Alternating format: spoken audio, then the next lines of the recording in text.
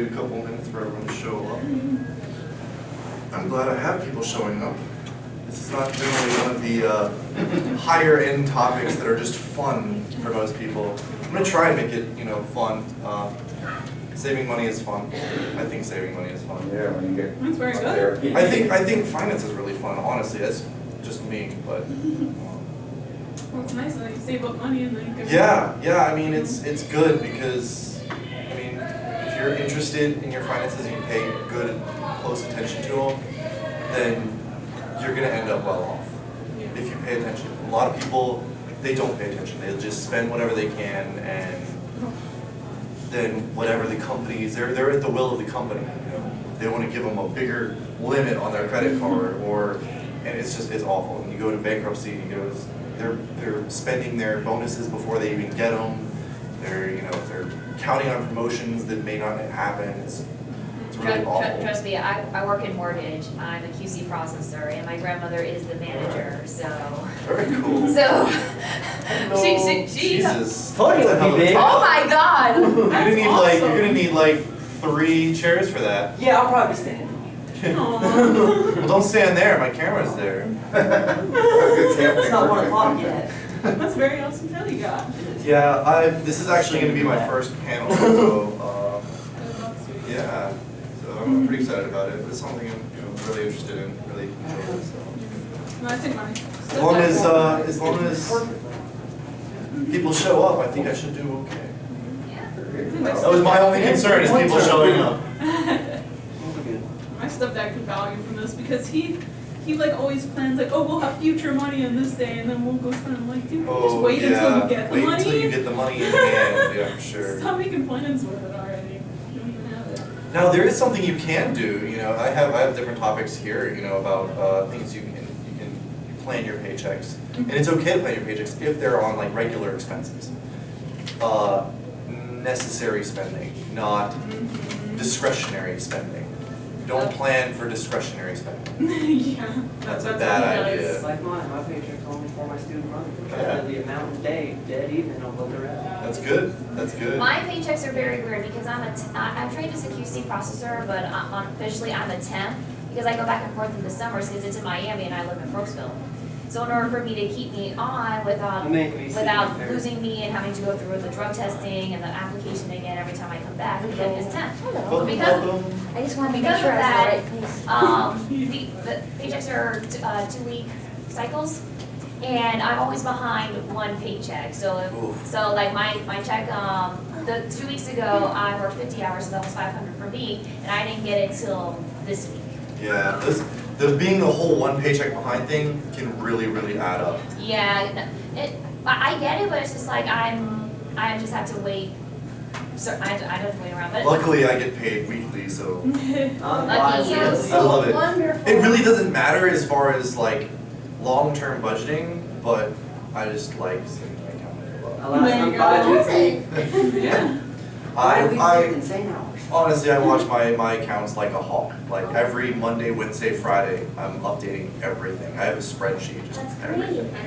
My grandmother's on my account too. It's ridiculous. She's just, Yeah, I get all of my accounts, I have like a section for my liquid accounts, like the cash accounts, and then I have a section for like the fixed accounts, which are like retirement accounts and stuff that you can't touch or can't liquidate very easily. And then you have another section for like liabilities. It's ridiculous.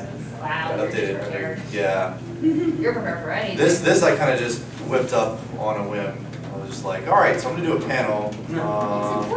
There's not any really specific criteria or goal that I'm trying to get across. What I want to do is,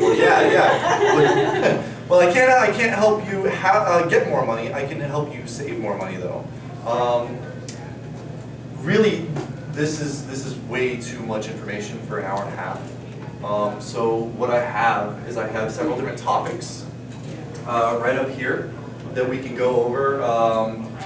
Whatever everyone is really more interested in, I can go over. I have different subtopics for each one. It's like, you ever read those Goosebumps Choose Your Own Adventure books? Yes. Kind of like that. Those are Kind of like that. You're gonna have a different adventure, whichever topic you choose. So I'm gonna give it maybe a minute or two. If you have any preliminary questions, I can go ahead and answer those. If anyone has any questions, yes? I have a question. How do you feel about the whole idea of keep some cash in your wallet and pay for things that you need with the cash so that you can have something tangible that you keep track of and know not to keep spending when you literally don't have cash in your pocket? I mean, in your wallet or whatever. It's, I think for certain people that can be a viable technique. Personally, I keep cash in my pocket only for the things that they cannot take my card for. I spend everything, or every time I purchase something, I use my card. Yeah, I do that too. The reason I do that is because it is a great way of keeping track of everything you're spending. That's the difference is if you're using cash, you use the cash and then you don't see it. Unless you're writing it down every time or keeping receipts, you don't know where your money's going. If you use your card, the great perk about using your card is that you have a list of things that you purchased. You know exactly where every dollar is going. And you can say, all right, maybe I spent a little bit too much here, or maybe this was kind of a stupid little purchase, or but you can track it. A lot of the credit card companies now, they have sections of their website. Like I know Capital One has a section where you can go to it and it'll break down even what areas, like you're spending in this much in food in your food category, and this much in your entertainment, and this much in rents, and it actually breaks it down for you. There's a program on Mint.com that does that same thing. Mint is really great. You can enter all of your credit cards. You do have to give them all of the accounts. It is a trusted website. You do have to give them your accounts though. I'm not sure, some people are not comfortable with that. I don't personally use Mint because my credit card company already does it. Oh, nice. It already breaks it down for me. It's called Finance Works or something. But yeah, I personally don't like to use cash unless I absolutely have to. Okay, yeah, that's understandable. Not only that, but I do a lot of reward hacking. Yeah, that can be really nice when it works out to free flights and meals and a lot of other things. But the trick is you don't want to get suckered into the idea of, oh, I'm getting money back, so I'm going to spend. That's the idea is you're only getting back 1-2%. Or 5% depending. Or 5% is ridiculously high. You're lucky to get 5%. I've been getting 5% on my gas this month because of my Discover card. Discover has some nice things. But they're like rotating categories and all that other stuff. So, I don't know who that is. But you don't want to overspend just because you're getting rewards. Because usually it's so nominal that you're spending more than you're getting back anyway. The idea behind the reward hacking is you want to spend what you normally spend, like everything else. Just use your card instead of cash. So it's multiple benefits. So it's 1 o'clock. I suppose we can go ahead and start. My name is VItai. I am going to be running panel for you. This is my first panel, so hopefully it'll be nice. If I do something. I have several different topics up here that we can talk about. Again, I was telling them I only have an hour and a half, and an hour and a half is way too short for a lot of the things that we're going to be talking about. So it's going to be kind of like one of those choose your own adventure books. Choose a topic, and we have several different courses and paths that we can take. It's just a matter of finding out what you guys want to know. The thing is, I want to make this kind of an interactive panel. I don't want to just be like, all right, so class, turn to page 47 in your books, and we're going to talk about something really boring today. And you're going to do some homework, and we're going to come back tomorrow. No, I want to talk about what you guys want to know about. So I guess we could do it maybe by show of hands. I'll talk about what each one is and what is involved in each one, and then we'll kind of vote. Just a quick question for you. Do you work in finance or do you have a degree in finance? I actually do not. Though I spend just about every day working on finance. It's a really, really big hobby for me, but I do not have any degrees, so any advice that I give is completely at your discretion to accept or reject. So I'm not liable for anything that you do that screws up your finances. But no, it is a really big hobby of mine. It's something that I do enjoy for fun. I actually work in the casino industry, so I get to watch people lose all their money. Makes sense. No, that's close enough. So you said you work in mortgage. You give people their houses. I take their money. Yeah, so that's that. I really don't want to get into the finance. Actually, more specifically, I give people the account numbers, so all that There money you go, goes there you into the go. closing agents. That's right. I don't want to get into it too much for the job aspects of it because I don't want to ruin it. I enjoy it, but I don't want to ruin the enjoyment factor for me. Everything okay? Yes. No, everything's horrible. I don't know who all these people are. They need to get out. Oh, I'm trying to host a panel here, and all these people just keep coming in. just as a random question, everyone got a badge? Yes, yes, Good, yes. good, yes, good. Awesome. All right. So. You got a question? Oh, I just wanted to put in a vote for something, but you said you were going to. Oh, yes, I'm going to go over each one of them. So that's fine. So saving and budgeting, that's pretty self-explanatory. You save money, all that stuff. Budgeting is telling you what the best way to budget is, how to budget savings, all that stuff, how they interact with one another. How does credit work? That is going all over how credit works, all of the myths involving credit. All of the best ways to boost your credit, why credit is good, how credit can save you money on lower interest rates, how it's calculated, all of that kind of stuff. This is a really big topic. Finance habits. A lot of these I have down here, how to calculate compound interest, why developing good habits early is going to save you a lot of money, and it's going to make you a lot of money if you know what you're doing. How to live more on less, basically how to go to a con and do everything that everyone else is doing without spending as much as everyone else is spending. That's obviously something everyone's interested in because if you can get 2 cons for the price of 1, Sleep in the bathtub. Yeah.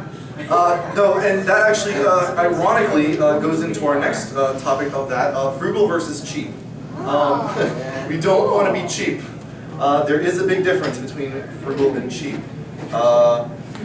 Also in that category is net worth and how to calculate your net worth. I believe that everyone should kind of keep track of that. I think net worth is the number that everyone should look at, I think, more so than income. Not just net worth like as a number, but as it grows. To what percentage it grows. How much you're putting away. How much you're raising your net worth each month.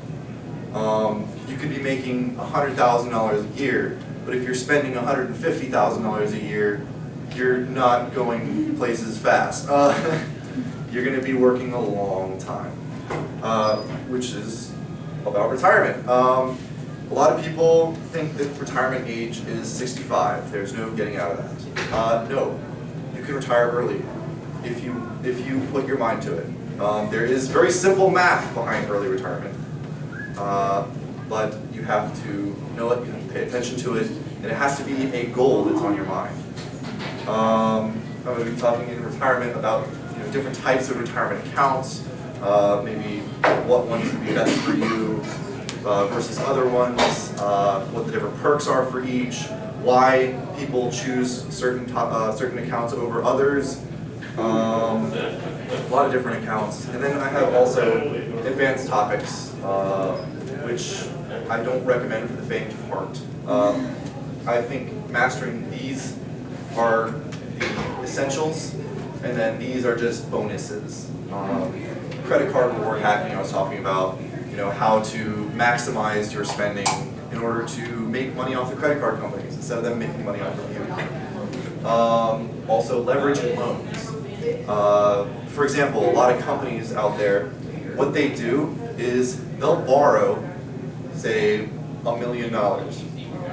Then they'll re-loan that $1 million to all of you guys at a higher interest rate. So they're borrowing money and then lending it out. Whenever they get paid back, you're paying them more than they borrowed. They're not even using their money in order to make money. That's what leverage is. It's the same way that a mortgage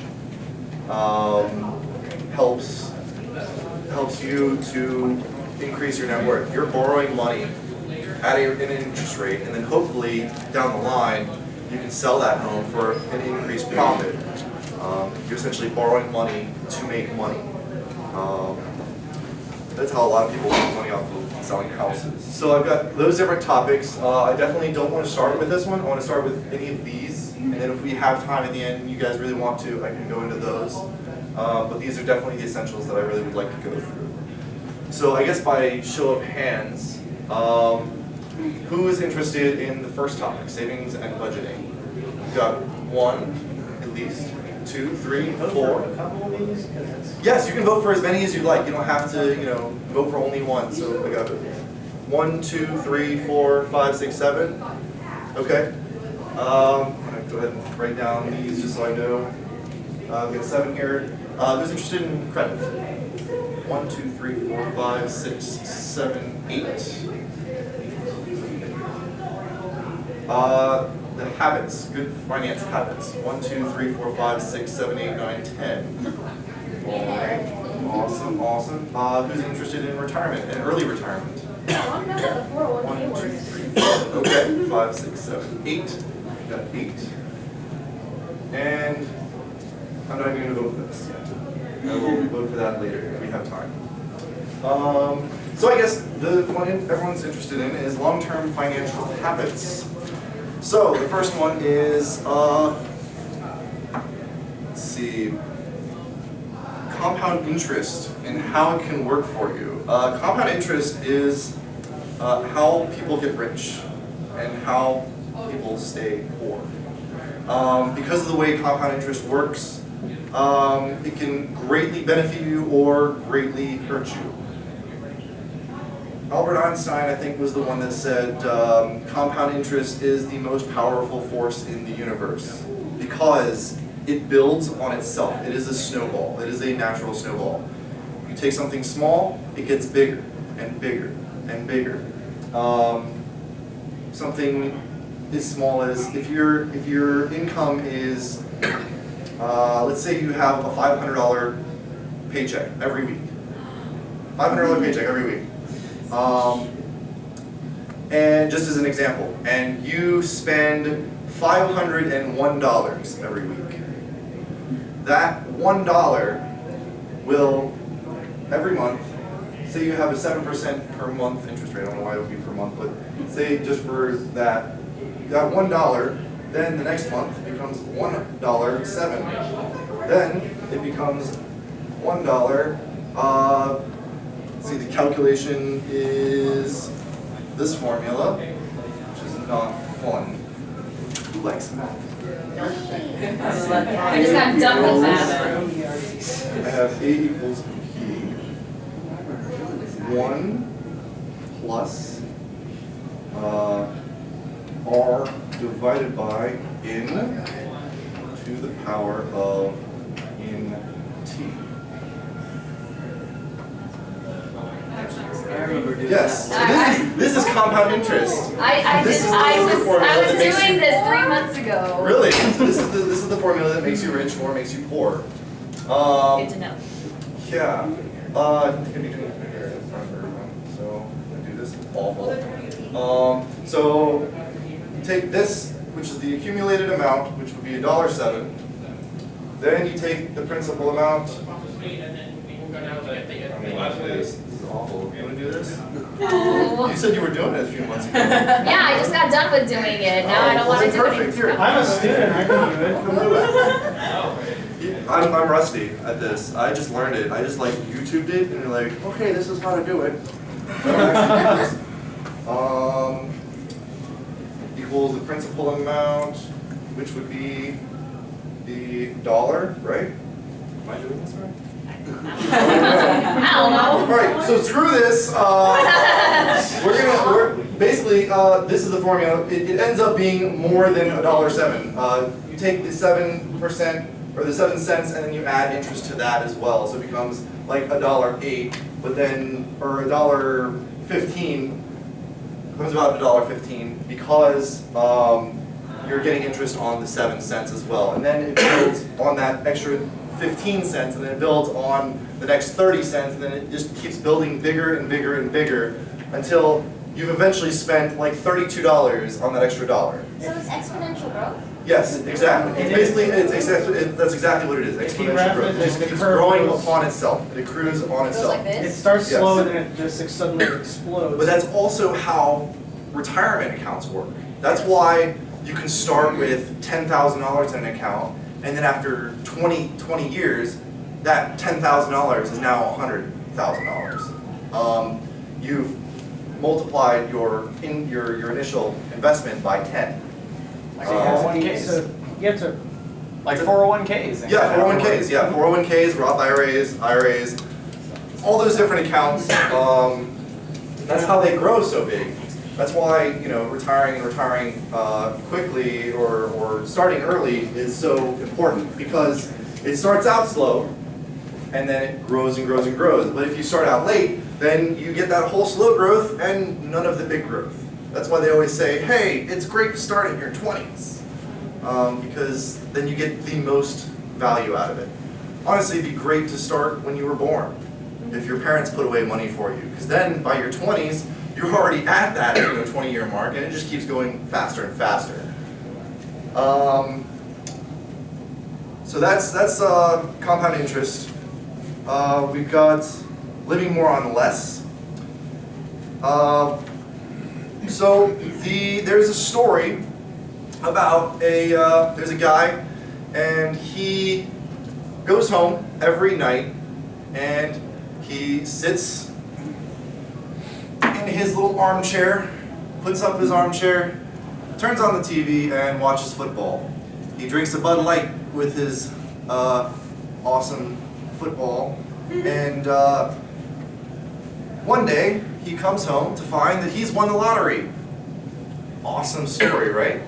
So instead of going home and sitting in his armchair, drinking a Bud Light and watching football, he now goes home, sits in his armchair, he drinks the finest vintage wine and scotch, and he eats caviar served to him by a personal butler while he watches stocks and finance. I don't know if that last part, I don't know if no, I think he still watches football. yeah. Either way, If he was watching stocks and finance, Yeah. that's when, and scientifically, the amount of happiness that that person receives is exactly the same in both scenarios. One is 10 times more expensive, but over time, the body gets used to a certain level of happiness or a certain level of comfort, and it relaxes. It's like how they say, if you ever run into like a big lottery winnings, or if you ever run into welcome. If you've ever run into a big windfall, that initial happiness is really, really great, and then after a while you get used to it, and then you're like, all right, well, let's move on to the next thing. It's just how our bodies adapt. There's something called voluntary discomfort. It's basically reducing your lifestyle for short periods of time so that you appreciate the really nice things.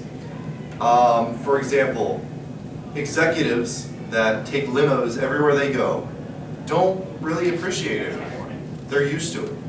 they have their driver, they have their limos, and they go everywhere. And yet, like for some of us, a limo ride, that'd be awesome, right? Like, just take a limo everywhere you want to go. You want to go on a limo ride? Let's go. It would be lots of fun for us. It would be an experience. That's why voluntary discomfort is actually a really good thing. You can take yourself out and say not use your air conditioning for a week. Yeah, in Florida too. That's awesome. Oh. Or even not using it if you want to just reduce it. Maybe you only want to set it to 81. Believe it or not, that's something that I did for the longest time. I set my thermostat to 81. That's exactly the temperature that was most comfortable to me without being too uncomfortable. Yeah, mine's at 80. Yeah. Whenever my roommate moved in, I got a roommate recently, and whenever he moved in, he really didn't like it. He did it for a week, and he's like, all right, this kind of sucks. So we agreed to move it down to 79. So we dropped it to 79, and for me, that's like, man, this is great. You walk in, it's just nothing. It's like walking into a refrigerator for me. I'm just used to it.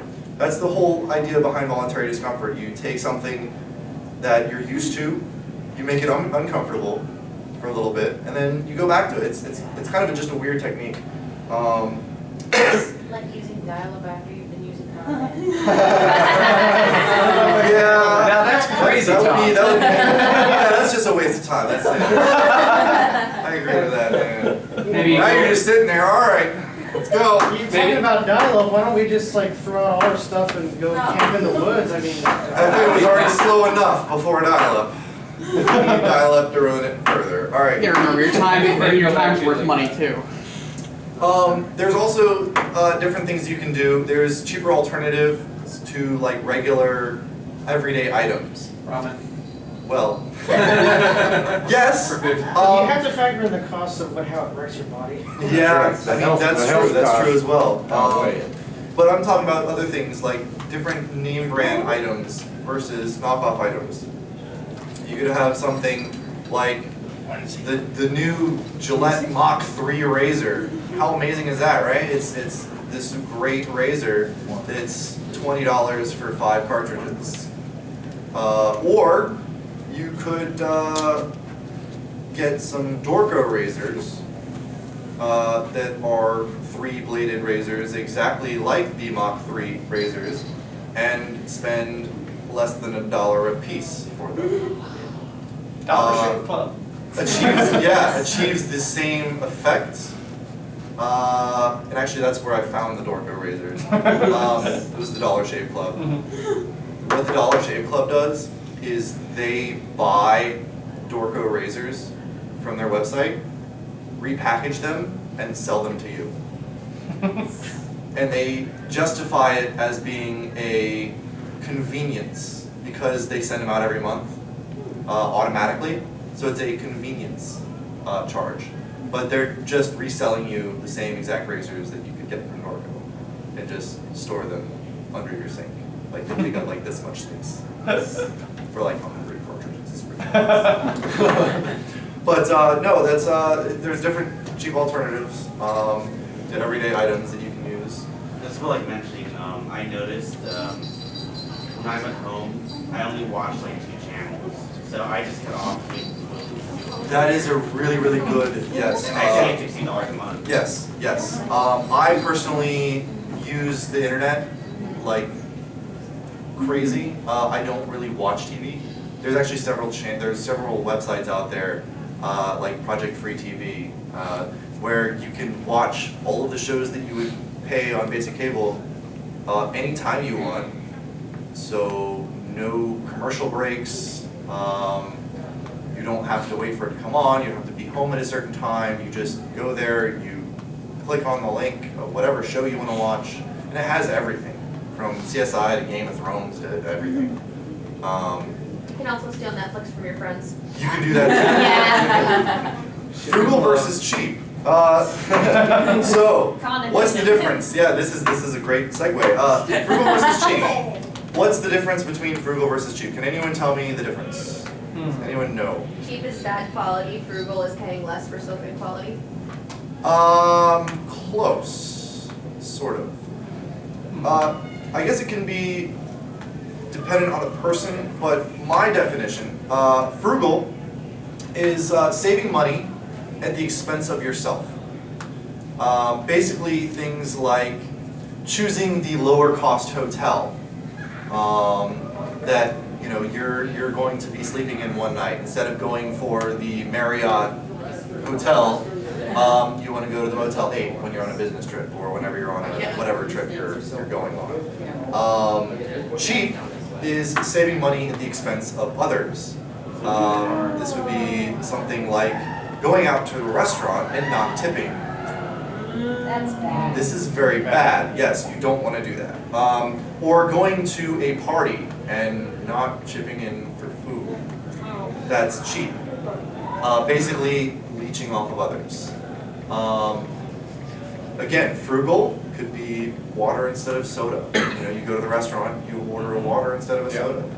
I don't really want to pay $2.50 for a Coke. Syrup costs maybe 2 cents. Yeah, I just personally, if I'm gonna drink that, then I'll go to Walmart and I'll get 2 liters for the same price. Okay. Drink it The later. markup's crazy Water versus versus soda, yes. Now, with buying popcorn and soda at a convenience store and bringing it to the movies.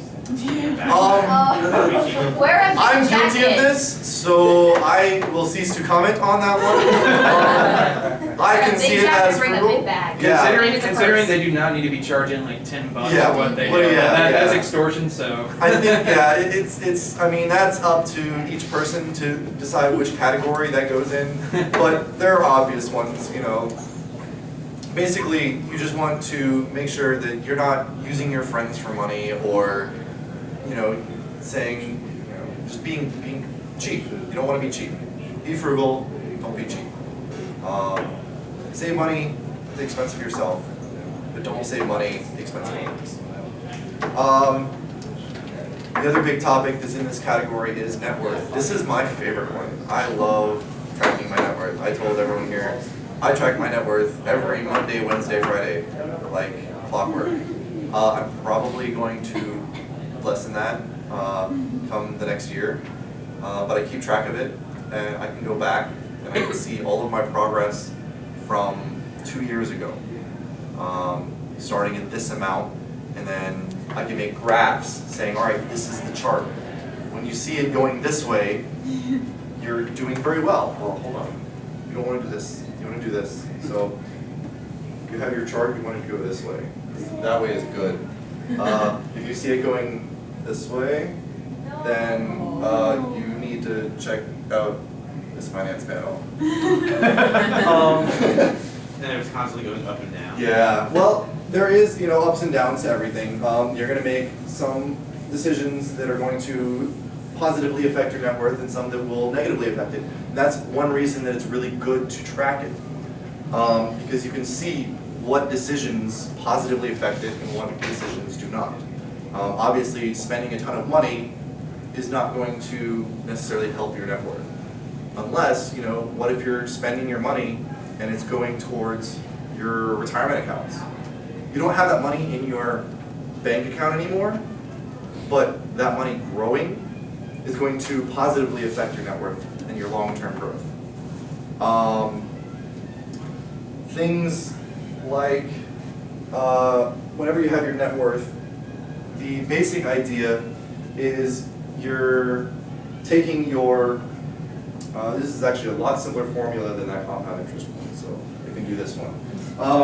You're taking your assets,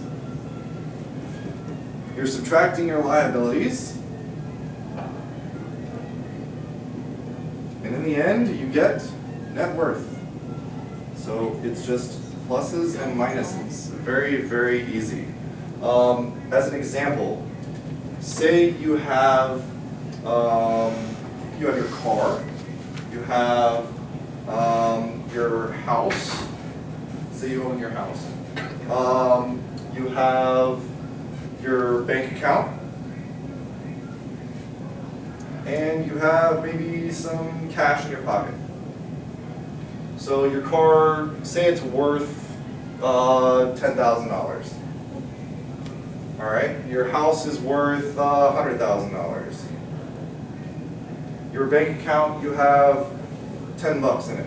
Because, you know, you're just learning. Tapped out. Yeah, that's right. You just went to Megaplex and spent all your money on commissions. You have $10 in cash. All right, now let's give you $100 in your bank account, $1,000 in your bank account. $1,000, yeah. $1,000. All right, so you have your $10,000, $100,000, $1,000, and $10. You have $111,000 and $10. So that's your net worth, right? Boo. No. There's a it's loan not. on that car, a loan on the house. You've got it. There is a loan. Your house is mortgaged and you owe $80,000 on it. You still owe $80,000, so you have to subtract that $80,000. Your car, you still owe $8,000 on it. So you're still just kind of getting into it. So you have to subtract that $8,000. My handwriting's awful, sorry. So you have to subtract $88,000 from that $111,000. Let me do this real quick. 12, 23,000 and $10. So your net worth is $23,010. Even though you have all of these items, you owe all of these debts. Things that you can do whenever you are tracking it is you'll see when you pay your regular monthly bill for your car loan or your house loan, all of that money is not going to go towards your net worth because you have to pay